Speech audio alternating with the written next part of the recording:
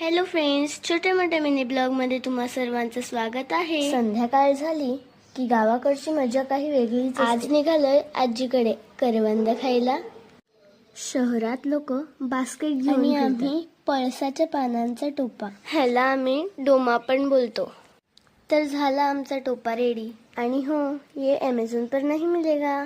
माझं तर मिशन करवंद सुरू झालंय। करवंद खायला आलोय की काट्यांशी युद्ध करायला। एक करवंद तोडतोय तर दोन काटे हाताला म्हणताय, जरा आमची पण भेट घेऊन जा। आणि अजून एक गंमत सांगू का?